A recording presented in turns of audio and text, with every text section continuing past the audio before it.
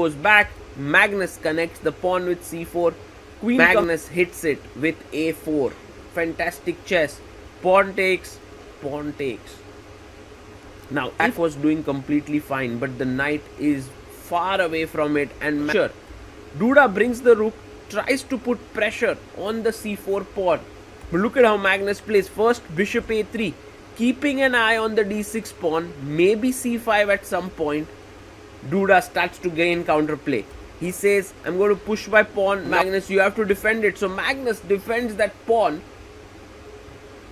And Duda actually moves in, but Magnus staying calm. He has more space. Duda is attacking him, but he's playing this calmly. Pawn takes. You can't take the pawn. Your bishop is hanging. Have to be careful.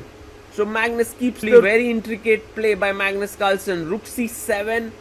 Now the idea is to double down and put pressure on c4. So Magnus goes knight f5. He wants to put his knight on e3.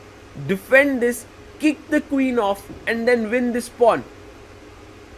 Bishop 8 attacking the knight. The knight comes back, defends the pawn, and a sacrifice. Now if you f5 and defend this pawn, but Magnus plays this intermediate move. Brilliant chess. Later on he can pick this up. Queen b3 comes in, but now you can actually attack it again. That's what Magnus does. Brilliant chess. He found that intermezzo so quickly.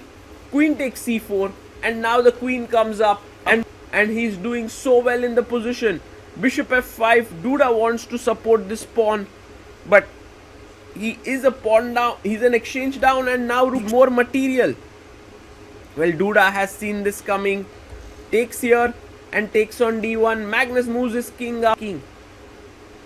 Duda plays queen b3. He still has some chances still, but Magnus is going to play this very carefully. He first goes queen d4. He sees that is not moving forward.